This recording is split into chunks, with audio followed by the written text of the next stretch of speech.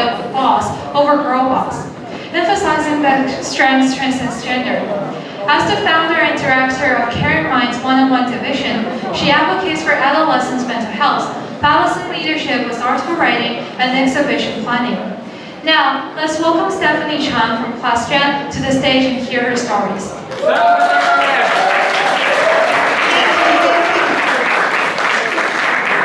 Okay, so, are you a feminist? Yes. Okay. This was a question posed to us when I was at Brown University in a program called Women in Leadership. We were given this question to ask random people on campus. So picture this. In a sunny afternoon, birds chirping, students relaxing, until a group of girls on a mission. They walked to passersby like lions surrounding their prey. And then they asked, "Are you a feminist?" So here's the thing. Many people answered, yes, like you guys, without any hesitation. While others, they paused and asked, well, how would you define feminist? So this reviews how loaded the word feminist and feminism has become. At its core, feminism is about gender equity, that giving everyone, regardless of sex, equal rights and opportunities. It's not about one gender being superior to the other, but about breaking the stereotypes and stratifications that limits women in a subordinate role. So, why do we need feminists? It's about breaking the cycle, where stereotypes about women and their limiting role feed into each other. Simone de Beauvoir pointed out that woman has long been seen as the second sex, which is a social positioning that traps women in a limiting role. But this social positioning demands that woman has certain characteristics, such as passivity, nurturing, and dependence. However, these stereotypes will in turn trap women into the second sex position. So this is a closed loop. Women were told they couldn't lead, but when they didn't, it was used as a proof that they shouldn't. And this is not merely theoretical. It's about data, about numbers. Globally, around 70% of the doctors are male, while 89% of the nurses are female. 57% of the professors are male, while 76% of the elementary and secondary school teachers are female. Although we're not looking for exactly the same percentage, and these disparities are shaped by a complex mix of factors, such as personal choices, socioeconomic conditions, and cultural norms. But stereotypes still play roles in shaping these factors and limiting women's career choices. As we can see in the data, leadership and authority, traditionally linked to masculinity, are still remain largely male-dominated.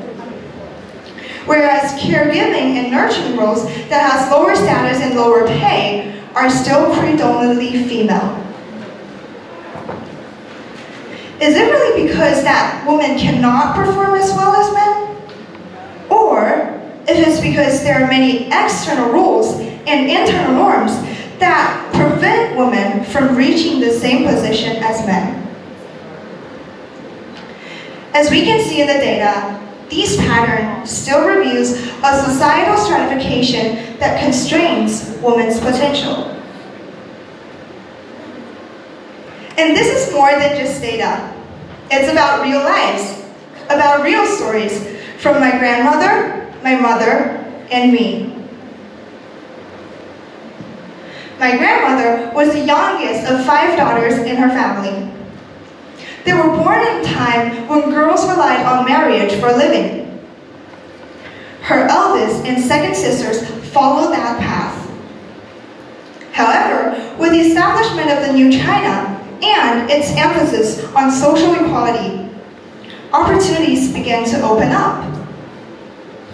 All four of her sisters found jobs, which inspired her to continue her education.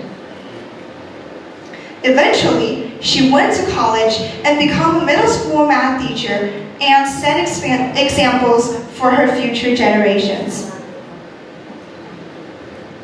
And then, it's my mom. She studied architectural design in college and had various career paths to choose from. She could design residential, medical, and commercial architectures. Residential designing was seen as the easiest option because it has less challenge and offers a lower salary. While medical is seen as the most demanding one because it has promised a higher pay and had a greater professional growth. However, when she asked her professor for advice, she was told she could just choose residential design because that's enough for a girl. But my mom convinced herself to aim higher and choose to become a medical architect. And then there's me. I live in a time where the rhetoric around feminism is louder than ever. Yet, I still feel the weight of societal expectations. For example, I see many girls in my generation strive to meet the unrealistic beauty standards portrayed on social media, while boys are not as constrained by that. But this pressure extends beyond appearance. It influences the behavioral expectations. At least in the eyes of most Chinese teachers and parents that I have met, if a girl is playful or mischievous, she's often being told that she doesn't possess the feminine qualities that was expected for her. However, if a boy behaves the same way, he's often praised for being clever and spirited. I also remember how our middle school teacher told us that girls shouldn't use curse words, while boys are sometimes allowed to let loose. I also hear questions like, isn't that a bit much for a girl? When I seek for challenging opportunities and behave ambitiously.